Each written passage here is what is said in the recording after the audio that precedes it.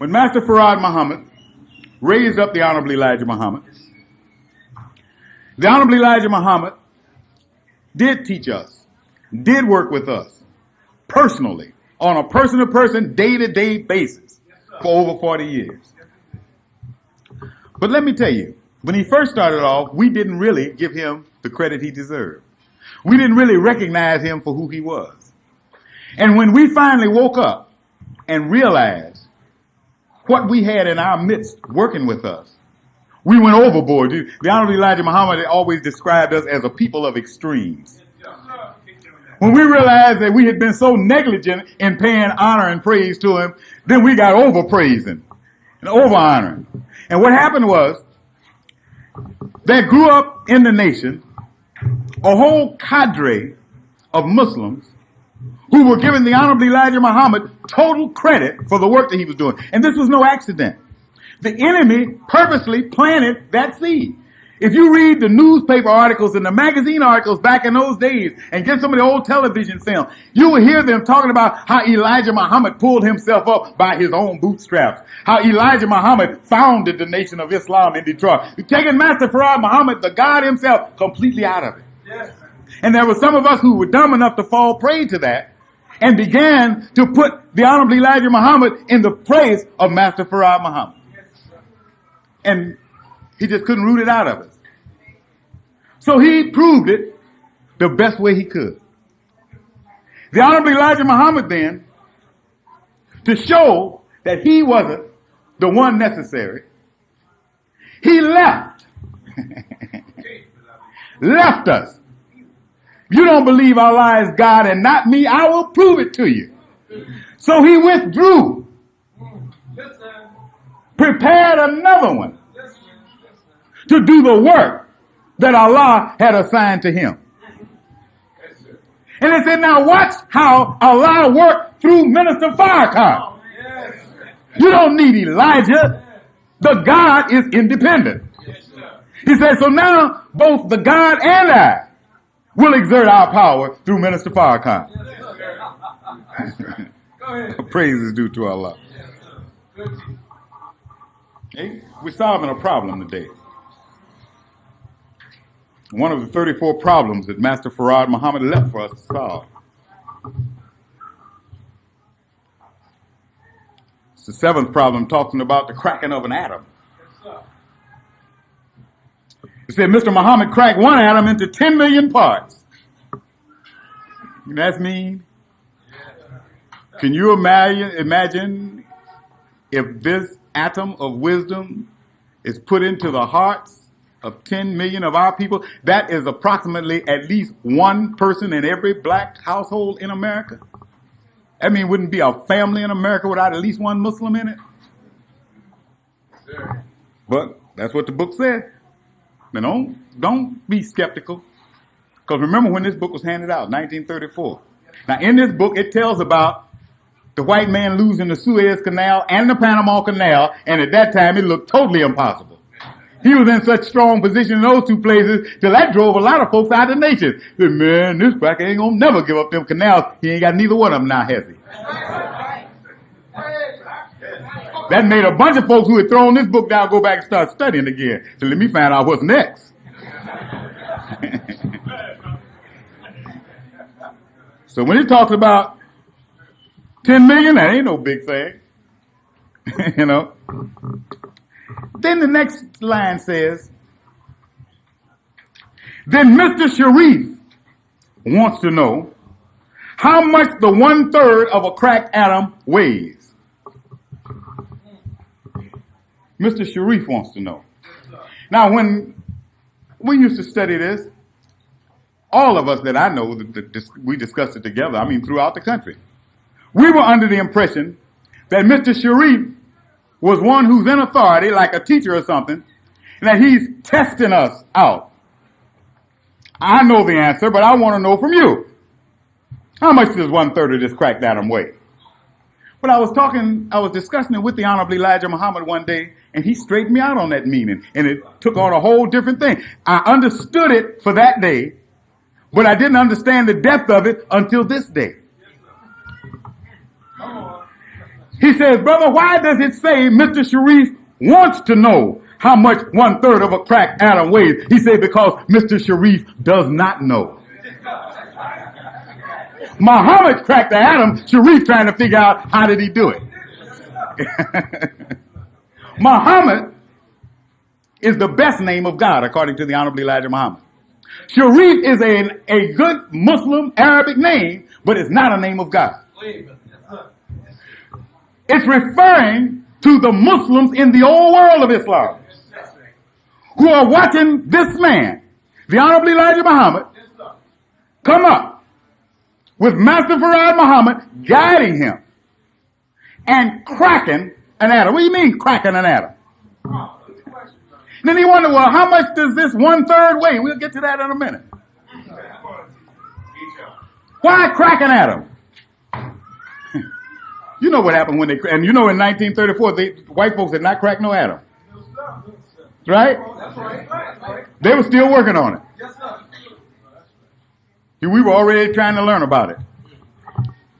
When they split the atom, they unleashed the most powerful force they had ever run into. Nuclear power, didn't they? That's what it's talking about. When it cracks this atom and unleashes the power of this black man in America. The power that's in him. Why 1/3 of a cracked atom?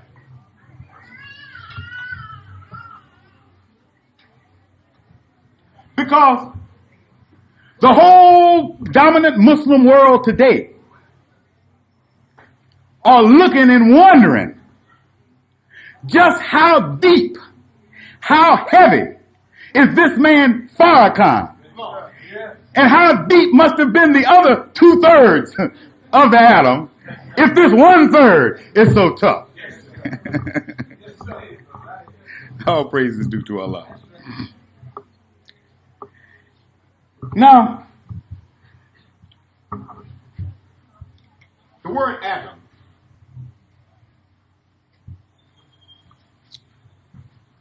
was taken from a Greek word, atum, which was supposed to mean indivisible.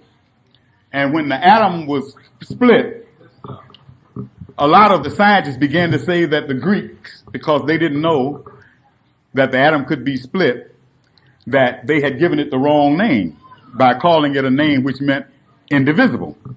Because now an atom could be divided. Oh, no. No. We began as an atom. Yes, sir. And though we divide, we multiply at the same time. This is why white folks are still trying to find the secret of life. That's the one key that they haven't got. The one key is that they don't have the mathematics. See, in all the highest mathematics white folks got, dividing is the opposite of multiplication. Yes, but in the reproduction of life, you multiply by dividing. Yes, and he hasn't figured out the formula yet. Okay. So though the atom is split, it yet is indivisible. But now, look at the real meaning. What this atom is talking about. An atom is the smallest building unit of matter. That's what they taught y'all in physics. I know it, right? Now, I didn't take physics. A little X-lax, a little phenomenon every now and then, but other than that, I don't know that about physics. But they don't say that the atom is the smallest unit of matter because they've proven that inside the atom is a neutron, proton, electrons, all that foolishness. But they say it is the smallest building. You begin with the atom when you want to build. The atom has component parts, but you must have an atom in order to begin to build.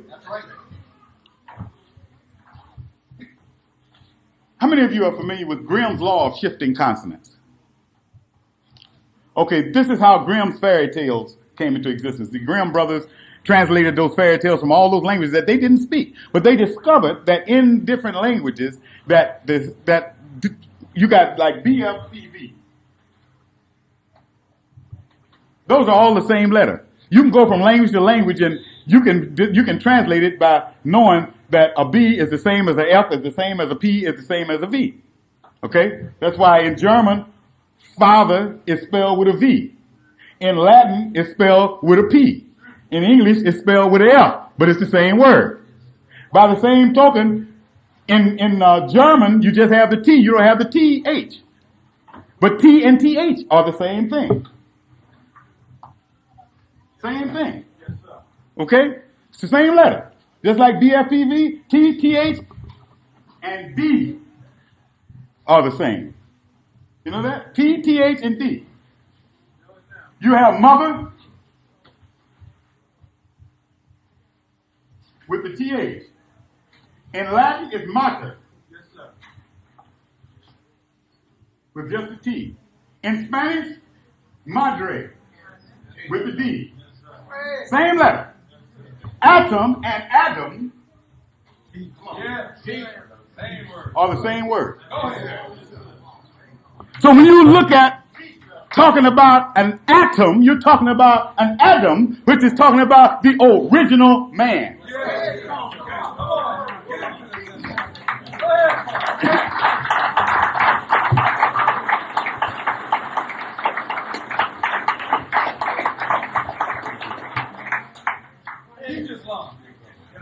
So now, if you're talking about the fundamental building unit of matter, you're also talking about the fundamental building man of a kingdom. And the reason that you got this atom in thirds is because you got an original all the way down the line. You've got the first, the supreme being. The first one ever to have all of the knowledge that's in the universe in one individual, to bring in a whole new creation without using anything of the old. He's Adam. Then you've got the first one that he raised up.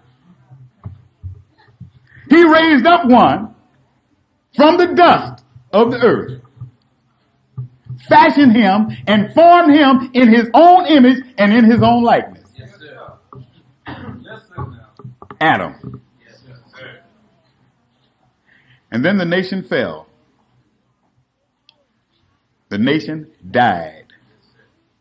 And out of the dust and the ashes of that dead nation, Master Farad Muhammad and the Honorable Elijah Muhammad had to reach down and pick up some more clay, some more mud, some more dust, fashion another atom or Adam, breathe the breath of life into his body so that he could be fruitful, multiply, and replenish the earth. All praise is due to Allah.